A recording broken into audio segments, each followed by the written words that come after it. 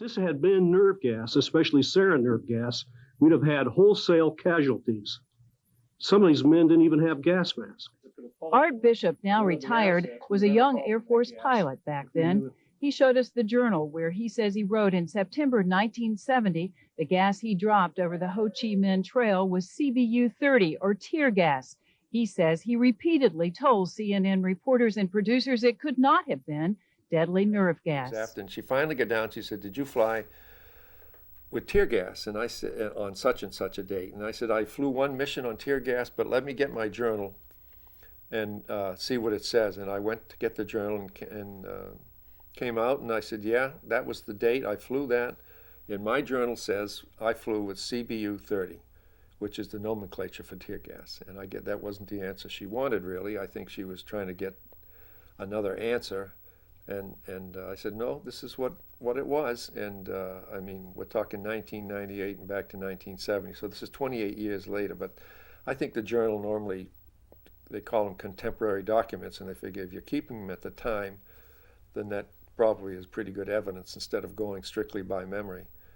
So that started a number of questions and emails that she and I did back and forth as to, was it really tear gas or something like that? And I said, in my mind, it was written down, that's what it was, and I've always stuck to that, and I'm sorry I don't have memory other than this is what it was, and this is what I wrote down. So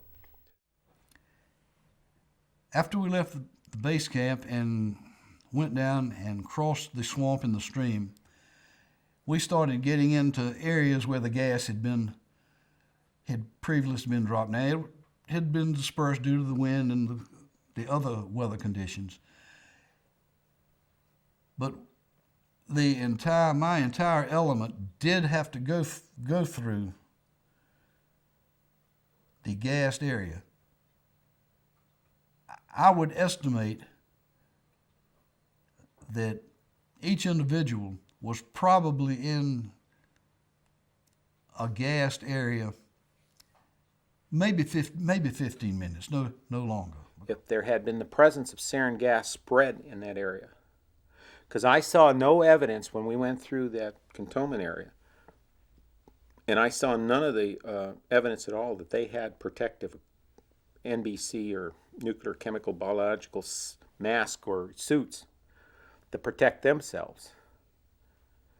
Then if they had used sarin gas, there would have been no extraction, there would have been no gunfire, because I can guarantee you that everybody and their uncle that was still breathing would have been trying to get out of Dodge, get as far away from that area as possible. Had the story been true about the use of sarin gas, there would not have been 30 minutes gone by that at least one person from each of those services would have not reported it immediately, without question. Without question. This story would have broke years earlier instead of 30 years later. Oh, absolutely. Oh, yes, absolutely. And quite frankly, the North Vietnamese would have broken the story as well. And I mean, it would have been great propaganda to say that the Americans have used sarin gas against us. So it just doesn't hold.